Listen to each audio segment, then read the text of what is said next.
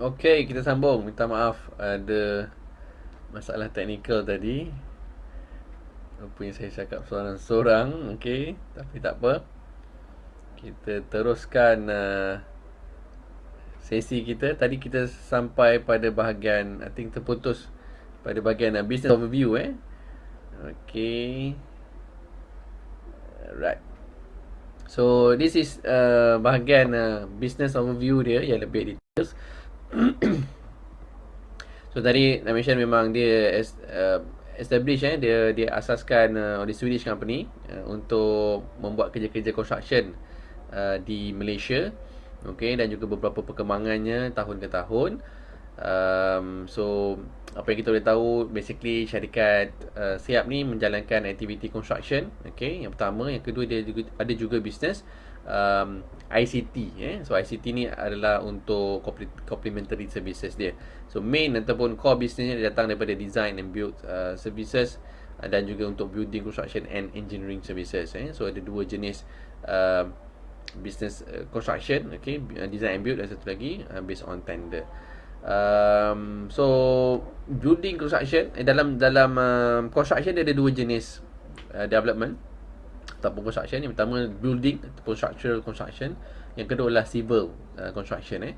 So building construction meaning bangunan, contoh rumah, hospital, sekolah sebagainya, itu sebagai building.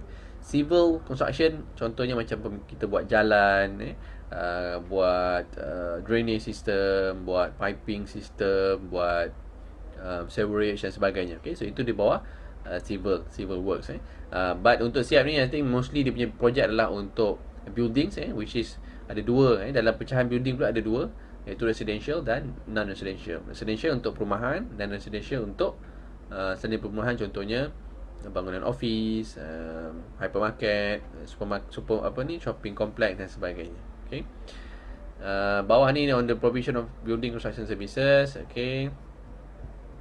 Ini antara projek-projek yang Siap dah pernah complete. Siap Holding Berhad dah complete kan. This one untuk non-residential, antaranya Quayside Mall, The Pines Project, LGB Tower, Hospital Bentong.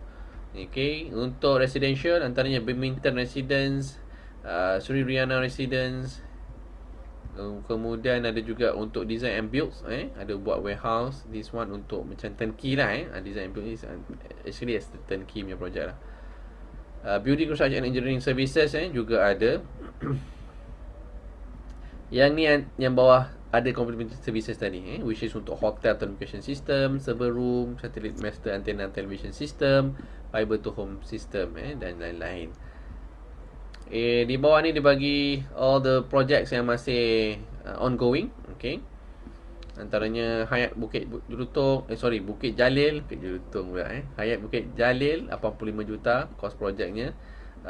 Columbarium 38 juta, Emberton Cove projek 50 juta.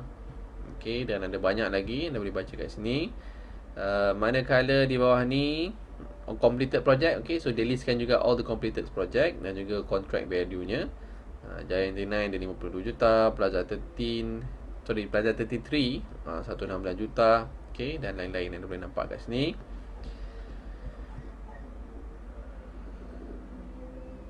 Okay, civil engineering works pun ada dibuat. Bawah ni on the tendering process. This one untuk ICT solution and services.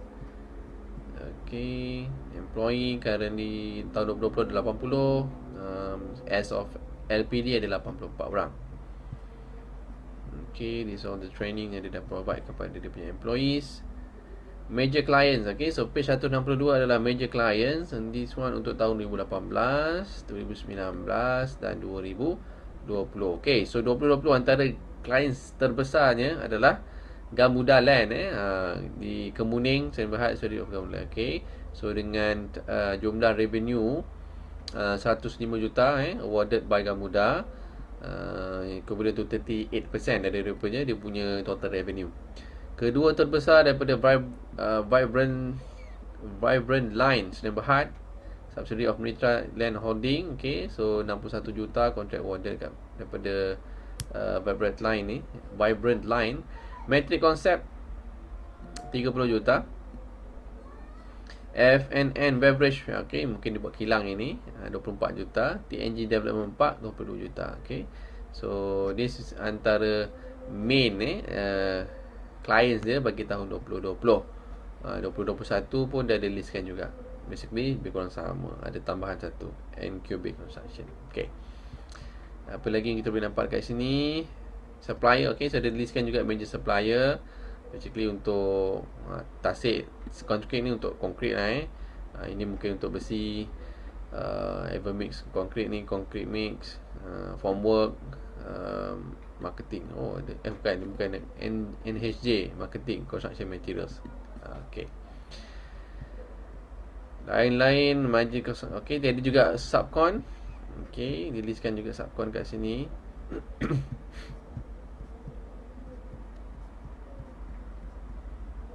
Alright, apa lagi kita nampak kat sini?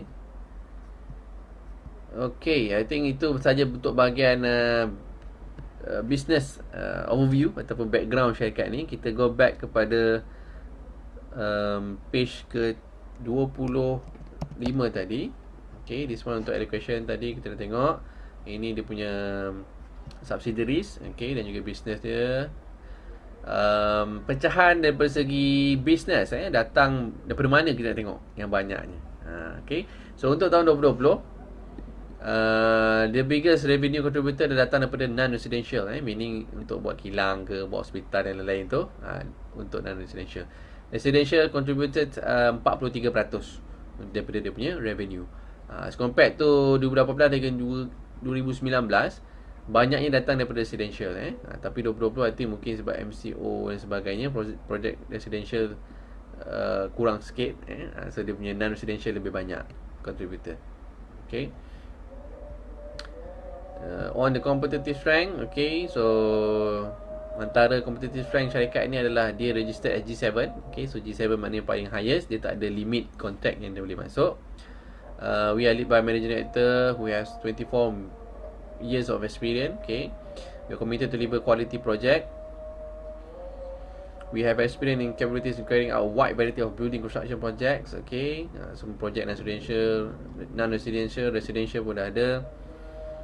Kemudian beberapa business strategies, okay, apa yang dia nak buat. Antaranya untuk establish our own storage facility.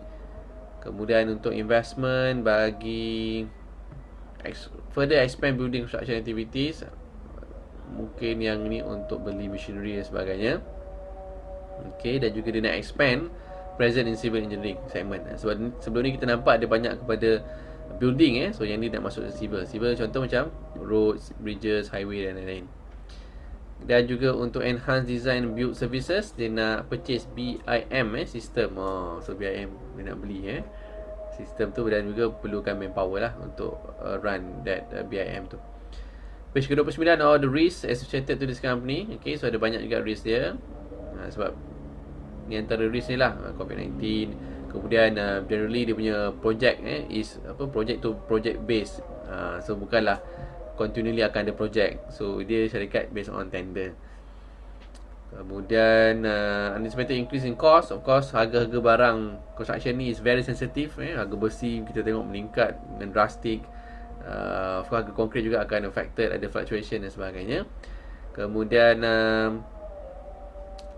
dia punya sufficient supply, masalah juga supply bahan-bahan construction, dan juga workmanship daripada subcontractor dia juga akan terpalit dengan dia lah. Kalau bagus, so dia dapat credits. Kalau tak bagus juga dia akan dapat the non-credits tu. Okay, kemudian so page ke-32 dia bagi kepada kita untuk utilization of proceeds. Apakah kegunaan daripada IPO ni, dia nak buat apa. So yang pertama, dia nak buat purchase of land and construction of storage facility. Okay, so dia nak beli tanah dan dia nak bina dia punya storage facility. Kedua, dia nak beli machinery and equipment. Okay, so ni yang paling tinggi, iaitu 35%. Beli tanah dan juga bina storage facility 16%. Purchase of BIM 8%. Upgrade software and system 2.21%. Office expansion 0.82%. Working capital tinggi juga 25%. Dan untuk listing expenses 10%. So 4 juta juga nak bayar untuk listing expenses ni. So total proceeds daripada IPO adalah 36.7 juta. Okay, so dia dah bagi kat sini apakah benda-benda yang dia nak gunakan daripada proceeds untuk IPO. So majornya adalah untuk beli machinery dan equipment. Second untuk working capital. Third untuk beli tanah dan juga bina storage facility, dan juga BIM ni tinggi juga, iaitu lebih kurang 3 juta dia nak guna untuk beli software. Alright, page ke-33 dia bagi on the financial highlights bagi beberapa tahun starting 2018. Kalau kita lihat dekat sini, untuk dia punya revenue untuk tahun 2018 145 juta, 2019 242 juta, manakala 2020 273 juta. So ada peningkatan in term of year to year since daripada 2018 sehingga 2020. Manakala adjusted profit after tax, kalau kita lihat kat sini 5.2 juta naik kepada 6.9 juta, naik kepada 11 juta. So ada peningkatan juga daripada segi profit after tax year to year. Profit after tax margin ada pengurangan daripada 3.6 kepada 2.86, dan naik balik kepada 4.04. Okay. Okay, so ada ni yang profit after tax margin ada pengurangan, kemudian ada peningkatan kembali. Alright, so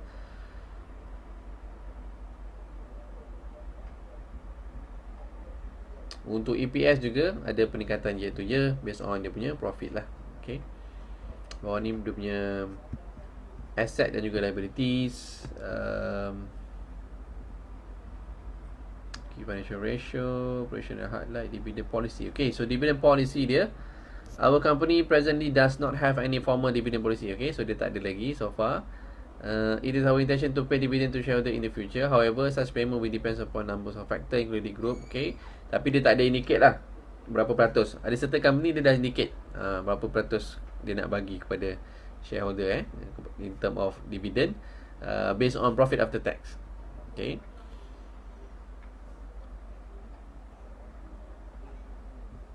Alright, so I think untuk part 1 kita settle. Dia ada 2 part kat sini.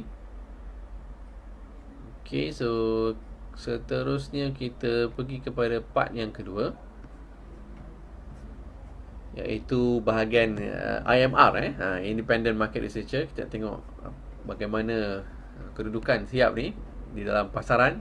Okay, so bahagian awal ni dia bagi mukadimah berkenaan dengan construction industry, apa beza residential dengan residential.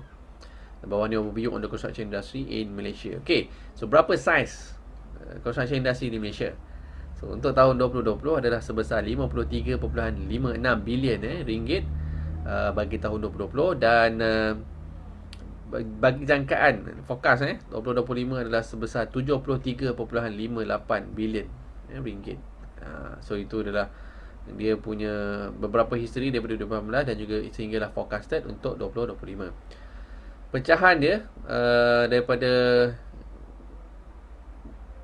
53 bilion tadi, 46% adalah untuk real estate, 53% adalah untuk civil engineering and special trade works. Okay, so real estate mostly untuk buildings, civil works untuk buat jalan, buat highway semua tadi. So 53%. So the big chunk datang daripada civil lah, lebih sikit 53%.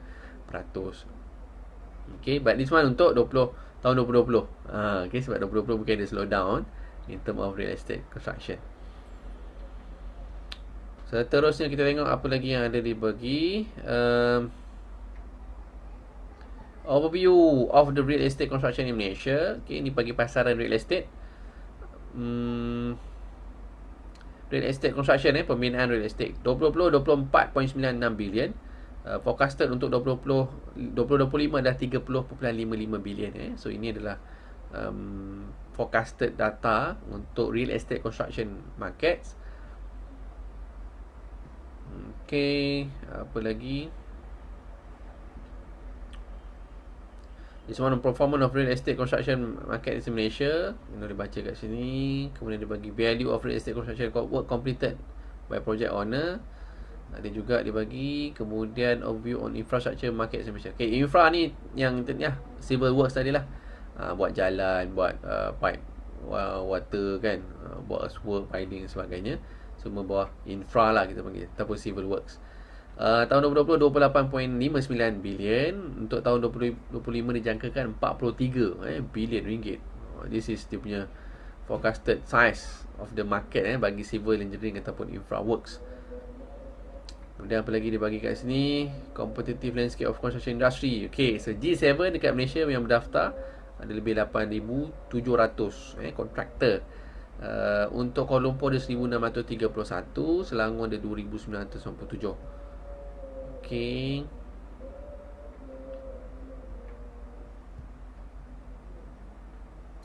Alright. So dekat sini page ke-8 ni dia bagi competitor ataupun peer dia, industry player dekat Malaysia. Kriteria selection ni yang pertama mestilah 75% revenue syarikat tu yang disumbangkan melalui construction activities. Revenue more than 250 million untuk latest audited financial informations. Kemudian syarikat tu mesti dah juga public listed di Malaysia. Kemudian dia juga dalam kategori G7. So antara peer yang diletak kat sini sebagai comparison adalah Intan Bina, Nescon, Persona Metro, TCS. So this all is public listed company. So senang jugalah nak dapatkan dia punya financial information. So tahun semua standard. Tahun 2020, tahun ni pun 2020. So senang. Sebab kalau sebelum ni ada yang tak listed ada yang 2019 lah, data 2021, 2020. So yang ni kita boleh compare apple to apple. So based on 31 Disember tahun 2020 punya data. So siap, dia punya revenue 273 bagi tahun 2020. Okay. Intan Bina 280 juta, Nescon 344, Persona Metro 673. So ni paling tinggi lah in term of revenue, Persona Metro. Manakala TCI 242. Kalau kita tengok pada bahagian profit after tax dia, Siap 11 juta, Intan Bina 8 juta, Nescon 14 juta, Persona negatif rugi, negatif 14 juta, TCS 16 juta. Walaupun Persona tadi revenue paling tinggi, tapi untuk tahun 2020 dia rugi. TCS 16 juta. So daripada segi kedudukan, TCS yang pertama, Nescon yang kedua, Siap ni yang ketiga. Okay. So kalau tengok dia punya margin pun, TCS yang paling tinggi lah 6.7, Nescon 4.2, Siap 4.0. Okay. So dia bagi juga kat sini market share analysis. Siap pegang berapa banyak market share daripada total revenue construction industry kat Malaysia? 0.5%. 0.5%.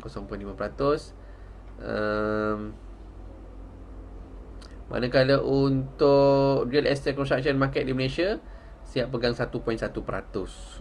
Okay, so itu comparison in term of size ataupun market share dia. Kemudian apa lagi kita nampak kat sini? Ini all the supply condition dan lain-lain dah boleh baca. Okay, so last kat sini bahagian prospect and outlook untuk construction industry di Malaysia. Okay. Factor boosting growth within the construction industry is likely come from the government-led initiative and spending, particularly those relating to infrastructure and housing development such as HRL, MRT, as well as provision of incentives to stimulate property market financing through SME Go scheme for qualified contractor. Okay. So ini antara faktor yang mempengaruhi construction industry di Malaysia. Pertama, mega project lah, macam ESRL, MRT 2. Okay. Tapi kalau kita lihat tadi, daripada segi projek besar ataupun yang completed dan juga ongoing, bagi Siap, dia tak banyak yang government lah so dia banyak more on private punya projects. Okay. Alright.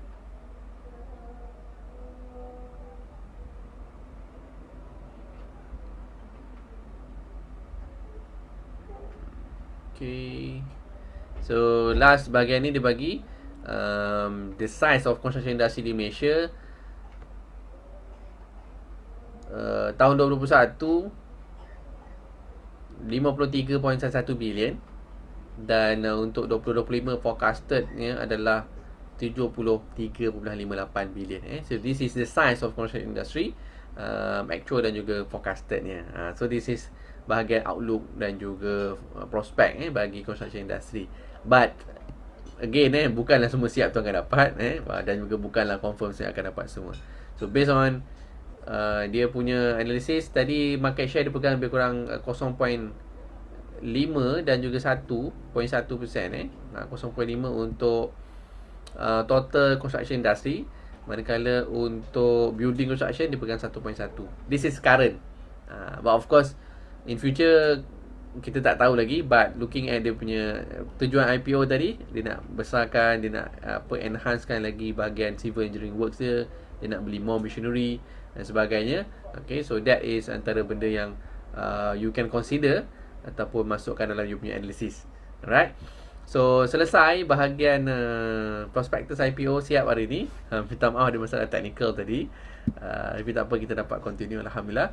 But sebelum saya akhiri sesi ini, saya ingin kongsikan kepada anda salah satu bentuk private mandate yang disediakan oleh Phillip Capital Management Sdn Bhd, iaitu private mandates yang menggabungkan instrumen contohnya unit trust, saham, fixed income, money markets dalam satu mandate. So sebelum ni mungkin anda pernah dengar private mandate. So dia ada fokus mandate saya, contohnya mandate untuk blue chip stocks.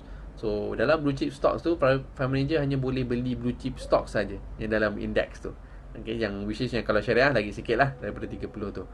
So kalau yang ni private mandate PMA Absolute 8 ni, dia menggabungkan semua unit trust, stocks, fixed income, money market, dan fund manager ada flexibility untuk switch, untuk enter whichever yang dirasakan sesuai at the certain period of time, dan juga bila nak keluar, bila nak masuk dan sebagainya. So itulah flexibility private mandate ni, sebab dia is very beautiful, sebab dia menggabungkan semua instrumen pelaburan yang ada tadi saya mention.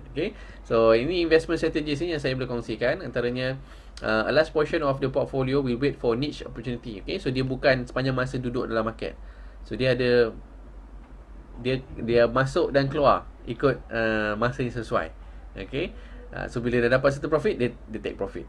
So bila nampak opportunity, contohnya ada market anomaly, share placement discount, market inefficiency, general offer, right entertainment discount, IPO placement opportunity dan lain-lain, so dia masuk, dan bila dia dah get the certain profit, dia boleh keluar terus. Kalau berbanding dengan mandate yang lain, is more on a value investing, which is kita tahu value investing untuk memang melihat kepada fundamental syarikat tu. But this one, mandate ni dia lain, which is termasuk juga IPO.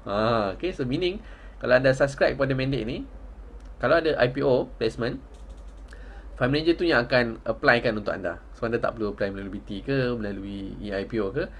Based on analysis daripada fund manager lah, dia dah buat research, dia kata dia sesuai, IPO contohnya sesuai, so dia dah masuk, so dia akan applykan bagi pihak clients. So client tak perlu buat apa-apa, just sit back and relax, dan biar Phillip Capital untuk uruskan pelaburan anda, sama ada pelaburan bila nak masuk dalam unit trust, bila nak keluar unit trust, bila masuk dalam saham dan sebagainya, is kita dah bagi mandates kepada the fund manager. Sekiranya anda berminat untuk dapatkan maklumat lebih lanjut berkenaan dengan servis ini, private mandate ni, so anda boleh hubungi saya, boleh klik link yang saya sediakan atau boleh PM saya terus untuk dapatkan penjelasan yang lebih lanjut, dan juga sekiranya berminat, kita boleh teruskan dengan proses untuk sign up with the agreement dan sebagainya. Alright, so thank you so much kepada anda yang join sesi pada hari ini, dan jutaan terima kasih kepada yang dah share this video. InsyaAllah kita jumpa dalam sesi-sesi yang akan datang dalam tajuk yang berbeza, insyaAllah. Dan saya akhiri dengan Assalamualaikum warahmatullahi wabarakatuh.